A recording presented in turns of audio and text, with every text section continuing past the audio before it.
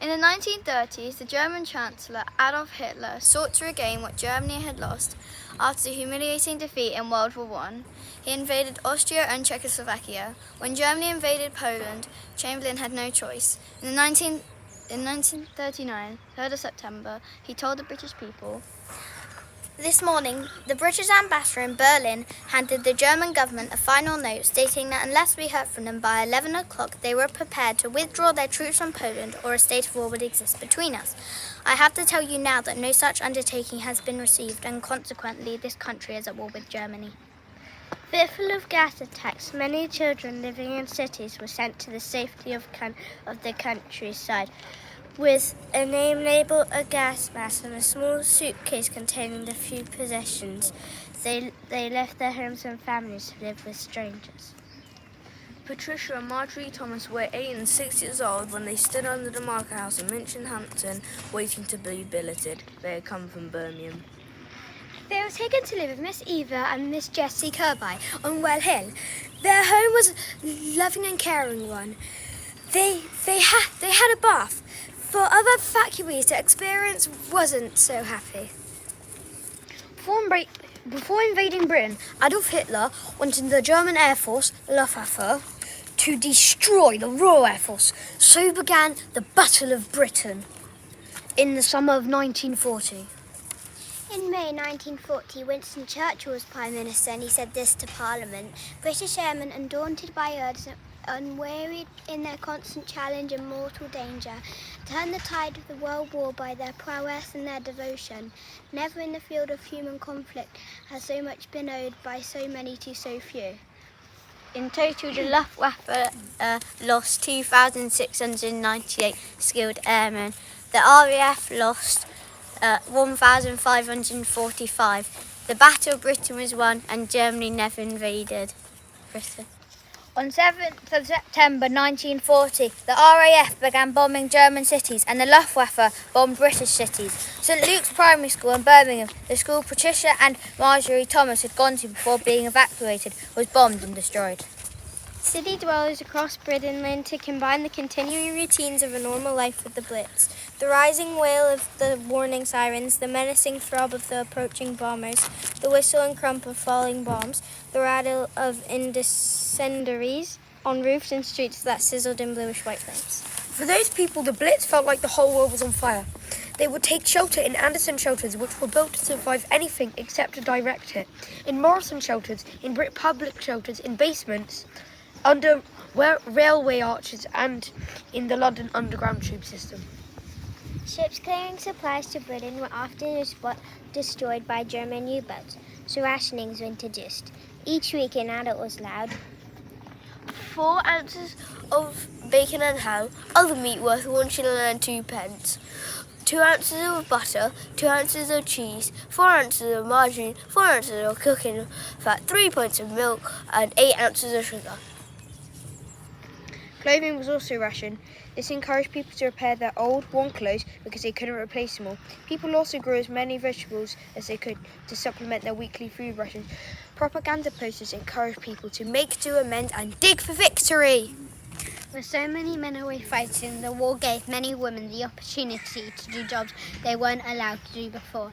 In factories, the Land Army, the Voluntary Service, the Auxiliary Service, the Wrens, the WAAF, and the ATS.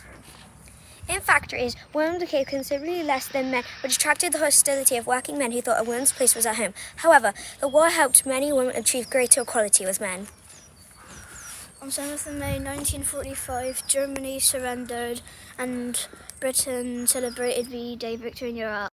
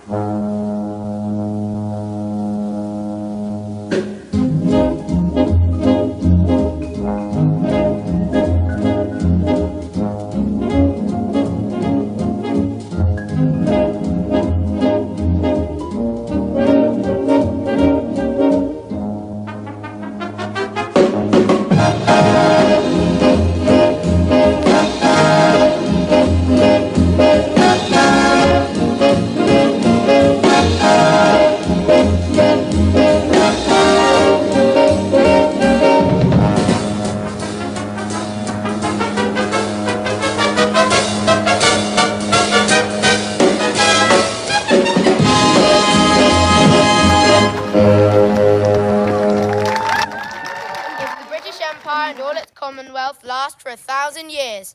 Men will still say this was their finest hour.